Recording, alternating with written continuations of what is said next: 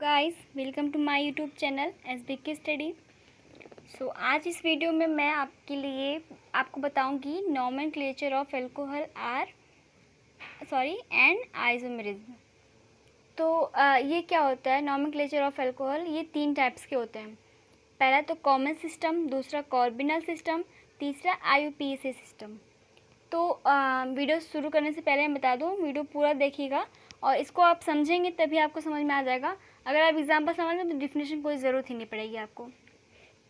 चलिए स्टार्ट करते हैं। Common system. कॉमन सिस्टम क्या होता है कि ROH ये हमारा एल्किल होता है, ये अल्कोहल होता है। तो जो एल्किल में अल्कोहल को ऐड कर देंगे तो क्या हो जाएगा हमारा कॉमन सिस्टम। अगर एल्किल ग्रुप में अल्कोहल ग्रुप को हम जोड़ देते हैं, ऐड कर देते हैं तो क्या हो जाता है कॉमन सिस्टम। फॉर एग्जांपल देखिए CH3OH, ये क्या है? CH3 मेथिल है ना, और इसमें क्या ऐड हो गया है? अल्कोहल ऐड हुआ है, यानी कि ये एल्किल है, एल्किल में अल्कोहल ऐड हो गया है तो क्या हमारा बन गया कॉमन सिस्टम। तो क्या हो गया? ये मेथिल अल्कोहल। देखिए यहाँ पे C2H5 और OH है तो क्या हो गया एथिल अल्कोहल। इसमें भी देखिए ये एल्किल है, ये एल्किल ग्रुप है और ये अल्कोहल ग्रुप है, तो इसमें एल्किल में अल्कोहल ऐड हो गया तो क्या हो गया हमारा कॉमन सिस्टम। कॉमन सिस्टम का नेम क्या हो गया यहाँ पे? Ethyl alcohol.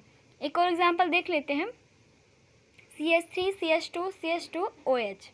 तो ये क्या हो गया हमारा प्रोपिल अल्कोहल। क्यों? क्योंकि 1 2 3 कार्बन है ना, तो 3 कार्बन में प्रोप लगता है तो प्रोपिल अल्कोहल हो गया। कॉमन सिस्टम समझ में आया आपको? अब हम बात करते हैं कॉर्बिनल सिस्टम के। कॉर्बिनल सिस्टम पता है क्या होता है? Carbinol system is old nomenclature of alcohol. ये बहुत पुराना सिस्टम होता है कॉर्बिनल सिस्टम। तो कॉर्बिनल सिस्टम क्या होता है मैं आपको बताती हूँ। देखिए CH3OH ये होता है कॉर्बिनल, ठीक है। अब इसका एग्जांपल मैं आपको अगर बता देंगे तो आप एग्जांपल से इसका डिफिनेशन समझ में आ जाएगा आपको। देखिए CH3 CH2OH, अगर हम आपको समझाने के लिए इसको मान लीजिए, इसको मान लेते हैं ये कॉर्बिनल है, ठीक है, ये कॉर्बिनल है और यहाँ ये कॉर्बिनल हो गया और यहाँ पे एक कार्बन है ना, तो क्या हो गया मेथिल है। तो क्या बन जाएगा हमारा ये मेथिल और ये क्या माने हैं? कॉर्बिनल माने हैं, तो क्या हो जाएगा ये मेथिल कॉर्बिनल। क्या हो जाएगा? मेथिल कॉर्बिनल। अब यहाँ पे एक ऐसे एग्जांपल देखते हैं, यहाँ पे एक और, ये देखिए CH3 CHOH है तो ये इसको हम मान लेते हैं कॉर्बिनल है, ठीक है। अब यहाँ पे कितना है? 2 है ना, तो क्या हो जाएगा डाई मेथिल। इसको यहाँ पे 2 कार्बन है तो यहाँ पे ऐसा नहीं करेंगे कि डाई 2 पे है तो दूसरा कुछ कर देंगे। यहाँ पे क्या हो जाएगा डाई मेथिल कॉर्बिनल हो जाएगा। तो कॉर्बिनल सिस्टम समझ में आया? कॉर्बिनल सिस्टम क्या होता है कि कॉर्बिनल सिस्टम बहुत पुराना सिस्टम होता है। इसमें CH3OH, अगर आपको पता होगा कि ये CH3OH है, वहाँ OH ऐड हुआ है तो कॉर्बिनल सिस्टम हो जाएगा। जैसे कॉमन सिस्टम है, जैसे कॉर्बिनल सिस्टम ही है। तो आपको समझ में आया? अब हम बात करते हैं IUPAC सिस्टम। IUPAC सिस्टम तो बहुत ज़्यादा यूनिक है, ये बहुत इज़ अ वेरी इंपॉर्टेंट। तो हम इसको समझाते हैं आपको। देखिए कार्बन 1 है, अगर कार्बन 1 है तो मेथ, 2 है तो एथ, 3 है तो प्रोप, 4 है ब्यूट, 5 है पेंट और 6 है हेक्स, 7 है हिफ्ट, 8 है ऑक, 9 है तो नॉन, 10 है तो डेक। ये जो है अगर इसको आपको पता रहेगा IUPAC सिस्टम में, ये बहुत इंपॉर्टेंट होता है। अगर आपको ये जानते रहेंगे आप तो IUPAC सिस्टम आप कितने सारे बहुत IUPAC सिस्टम आप सॉल्व कर सकते हैं। तो हम बताते हैं अल्कोहल जनरल फार्मूला बताते हैं। जनरल फार्मूला तो आपको सभी को पता होगा ना कि फार्मूला ये होता है इसका IUPAC सिस्टम का SnH2n+1। ये क्या होता है? यह फार्मूला होता है। अगर ये फार्मूला आपको पता है तो आप IUPAC सिस्टम आसानी से निकाल सकते हैं। और ये OH ऐड कर देते हैं हम, ठीक है। ये क्या हो गया? एल्किल हो गया ना, इसको हम ऐसे भी कर सकते हैं ROH, ठीक है। तो ये अगर IUPAC सिस्टम का आपको फार्मूला याद है तो आप IUPAC सिस्टम बहुत अच्छे से IUPAC नेम निकाल सकते हैं। तो जैसे अब हम बात करते हैं, जैसे मैंने बताया था उसमें कि एल्केन है, इसमें हम ई निकाल देते हैं और क्या यहाँ पे ऑल ऐड कर देते हैं तो क्या हो जाएगा हमारा एल्केनॉल हो जाएगा ना, एल्केनॉल हो जाएगा। चलिए फॉर एग्जांपल मैं बताती हूँ आपको। यहाँ पे देखिए CH3OH ये क्या हो गया? देखिए यहाँ पे OH अल्कोहल जुड़ा हुआ है ना, तो यहाँ पे ऑल जोड़ेंगे IUPAC नेम में, तो ये मेथ है तो ये क्या हो जाएगा मेथेनॉल। क्या हो जाएगा यहाँ पे, मेथेनॉल हो जाएगा। अब जैसे यहाँ पे है, मान लीजिए एग्जांपल और लेते हैं हम यहाँ पे, देखिए मेथेनॉल हो गया यहाँ पे। अब हम यहाँ पे एग्जांपल लेते हैं C2H5OH, तो ये क्या हो जाएगा हमारा एथेनॉल। क्या हो जाएगा, एथेनॉल। और एक एग्जांपल मैं बताती हूँ आईपीसी नेम अब निकालने का। ये सभी आप लोगों ने 11th और 12th में पढ़ा ही होगा, हम भी पढ़े हैं, आप भी पढ़े होंगे। तो चलिए बात करते हैं, एग्जांपल और लेते हैं, हम यहाँ पे आपको दिखाते हैं। CH3CH2OH, ये क्या हो जाएगा, ये हो जाएगा प्रोपेनॉल। क्या हो जाएगा, प्रोपेनॉल। क्यों, क्योंकि 1 2 3 है तो प्रोप होता है, मैंने यहाँ पे आपको बताया ना। देखिए कार्बन 3 होगा तो क्या होगा, प्रोप होगा। तो क्या हो गया, ये प्रोपेनॉल हो गया। अब जैसे हम बात करते हैं, एग्जांपल और लेते हैं स्ट्रक्चर बनाने का। देखिए जैसे हम बात करते हैं यहाँ पे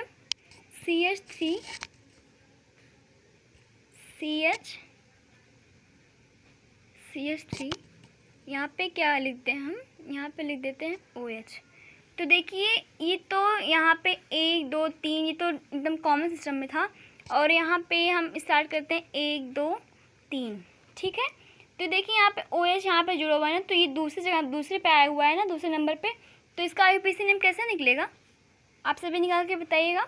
आईयूपीएसी नेम इसका कैसे निकलेगा, प्रोपेनॉल 2, ठीक है। ये आईयूपीएसी नेम हो गया। अब हम बात करते हैं आइसोमेरिज्म क्या होता है। आइसोमेरिज्म में बताते हैं हम आपको आइसोमेरिज्म क्या होता है। आई होप आप सभी को ये सब समझ में आया होगा। तो अब हम दूसरे टॉपिक की बात करते हैं, आइसोमेरिज्म ऑफ एल्कोहल। आइसोमेरिज्म में पता है क्या होता है, इसका हिंदी क्या होता है, समावयवता। आपने पढ़ा होगा ना इसको, आइसोमेरिज्म। इसके पता है ये 3 टाइप्स के होते हैं। आइसोमेरिज्म कितने टाइप्स के होते हैं, 3 टाइप्स के होते हैं। ये 3 टाइप्स के होते हैं। तो पहला क्या है, चेन आइसोमेरिज्म होता है ना। चेन आइसोमेरिज्म क्या होता है,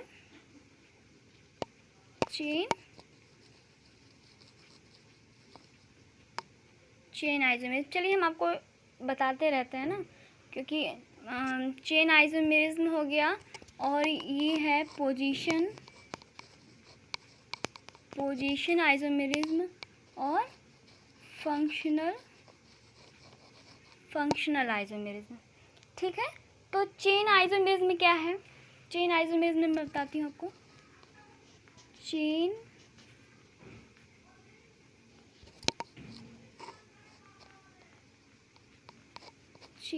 आइसोमेरिज्म ये क्या होता है, इसकी डिफिनेशन पता है आपको। चेन आइसोमेरिज्म यानी कि कार्बन परमाणु भिन्नता के कारण जो आइसोमेरिज्म पैदा होती है, यानी कि कार्बन परमाणु की भिन्नता के कारण जो आइसोमेरिज्म पैदा होती है वो क्या कहलाती है, चेन आइसोमेरिज्म।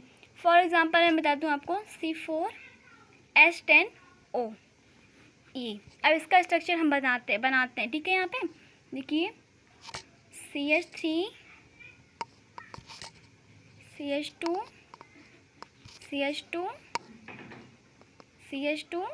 और ये OH। तो देखिए यहाँ पे इसी नंबरिंग करते 1 2 3 4। ये ब्यूटेनॉल हो गया ना, ये ब्यूटेनॉल, ये क्या हो गया, नॉर्मल प्रोपेनॉल हमारा ये, ठीक है। देखिए नॉर्मल, क्योंकि यहाँ पे पूरा एक ही लाइन से हुआ है ना, एक ही लाइन से इसकी नंबरिंग हुई है। और इसका स्ट्रक्चर एंड इसका एक और होता है, स्ट्रक्चर बनाते हैं हम, यहाँ पे दिखाते हैं आपको। देखिए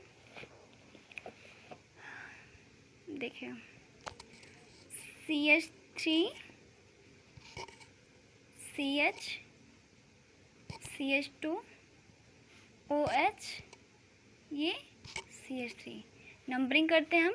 ये देखिए ये हमारा, ये जो सारे कार्बन है देखिए ये सारे एक लाइन में है ना, ये सारे एक लाइन में है, बट ये जो है ये साइड आ जा रहा है, ये क्या आ जा रहा है, साइड चेन आ जा रहा है। और वो सारे एक ही चेन में ये साइड चेन आ जा रहा है। तो क्या हुआ है, ये क्या है, चेन आइसोमेरिज्म है ना। चेन आइसोमेरिज्म मतलब देख लीजिए, यही आपको समझ में आ जा रहा है एग्जांपल से ही, क्योंकि ये एक चेन में है और ये साइड आ जा रहा है। तो ये हुई ना भिन्नता, इसके स्ट्रक्चर में भिन्नता हुई ना, बट इसका मोलिकुलर सेम ही है, इसका मोलिकुलर भी सेम है, क्योंकि देखिए कार्बन इसमें कितने हैं, कार्बन 4 है और हाइड्रोजन 10 है और ऑक्सीजन 1 है। तो इसकी मोलिकुलर यानी कि अणुसूत्र इसका सेम ही है, बट इसका स्ट्रक्चर थोड़ा अलग हो गया है। तो इसमें भिन्नता आई ना, भिन्नता आई, तो ये क्या हो गया हमारा, चेन आइसोमेरिज्म हो गया। अब हम सेकंड बात करते हैं पोजीशन। पोजीशन क्या होता है, पोजीशन आइसोमेरिज्म, पोजीशन आइसोमेरिज्म की बात करते हैं। किसी परमाणु समूह की पोजीशन भिन्नता के कारण उसे पोजीशन कहते हैं, यानी कि उसकी पोजीशन में भिन्नता हो। तो मैं इसका एग्जांपल आपको बताती हूँ, इसकी पोजीशन में भिन्नता भाई कैसे होती है। एग्जांपल से ही आपको पता चल जाएगा, तो प्लीज़ एग्जांपल को आप बहुत अच्छे से समझिएगा। CH3 CH2 CH2OH, ठीक। और इसको और एक और ले लेते हैं हम, इसका स्ट्रक्चर CH3 CHOH और यहाँ पे CH3। देखिए इसका और इसका मोलिकुलर क्या है, C3H8O। कार्बन 3 है और हाइड्रोजन कितने हैं, 8 हैं। 3 2 5 5 2 7 और 1 8 है ना। तो कार्बन 3 और हाइड्रोजन 8, ऑक्सीजन 1 है। इसका मोलिकुलर दोनों सेम है, बट इसका स्ट्रक्चर अलग अलग है ना, क्योंकि देखिए ये एक ही लाइन में और ये इसकी पोजीशन एक पोजीशन में है, बट ये साइड पोजीशन आ जा रहा है ना। तो इसकी पोजीशन में भिन्नता हुई ना, यानी कि पोजीशन में इसके अंतर हुआ। इसकी पोजीशन देखिए 1 है और इसकी पोजीशन में यहाँ पे साइड में आ जा रहा है, तो क्या हो जाएगा, ये पोजीशन आइसोमेरिज्म हो गया। आई होप आप सभी को समझ में आ रहा होगा। अब हम बात करते हैं फंक्शनल आइसोमेरिज्म की। फंक्शनल आइसोमेरिज्म हम देखते हैं, फंक्शनल आइसोमेरिज्म की बात करते हैं हम। फंक्शनल आइसोमेरिज्म यानी कि क्रियात्मक, आपने सुना ना, फंक्शनल यानी कि क्रियात्मक, जो क्रियात्मक रूप में भिन्नता हो। चलिए इसको देखते हैं हम कैसे होता है ये। CH3 इसका एग्जांपल लेते हैं, CH3 CH2OH। ये क्या है हमारा, एथिल एल्कोहल है। क्या है ये, एथिल एल्कोहल है। दूसरा स्ट्रक्चर हम ले लेते हैं इसी में, CH3OCH3। अब देखिए ये क्या है, डाई मेथिल ईथर है ना, ये हमारा है डाई मेथिल ईथर। ये क्या है, डाई मेथिल ईथर। अब देखिए इसमें भिन्नता कैसे, ध्यान समझिएगा। फंक्शनल आइसोमेरिज्म यानी कि क्रियात्मक समूह में भिन्नता। ये देखिए ये OH है, ये भी एक क्रियात्मक समूह है ना, ये फंक्शनल ग्रुप है ना, और ये O ये भी फंक्शनल ग्रुप है। देखिए ये OH है यहाँ पे और यहाँ पे सिर्फ ऑक्सीजन है, ठीक है। तो ये इसमें भिन्नता हुआ ना, फंक्शनल ग्रुप में भिन्नता हुआ। अगर यहाँ पे OH होता तो ये कॉमन हो जाता और जो है पोजीशन हो जाता, बट ये यहाँ पे OH नहीं है, यहाँ पे ऑक्सीजन है और यहाँ पे OH है, एल्कोहल है, यहाँ पे ऑक्सीजन है। तो इसका एक फंक्शनल में वो भिन्नता हुआ ना, तो क्या हुआ, फंक्शनल आइसोमेरिज्म हुआ। आई होप आप सभी को समझ में आ रहा है। अगर नहीं समझ में आया तो प्लीज़ कमेंट करके बताइएगा, और मेरे समझाने में कोई प्रॉब्लम हुई हो, कोई अच्छे से नहीं समझ पा रहे हो, तो आप लोग प्लीज़ कमेंट करके बताइएगा। एंड कैसे लगी video, please like share subscribe कीजिएगा। Thank you so much.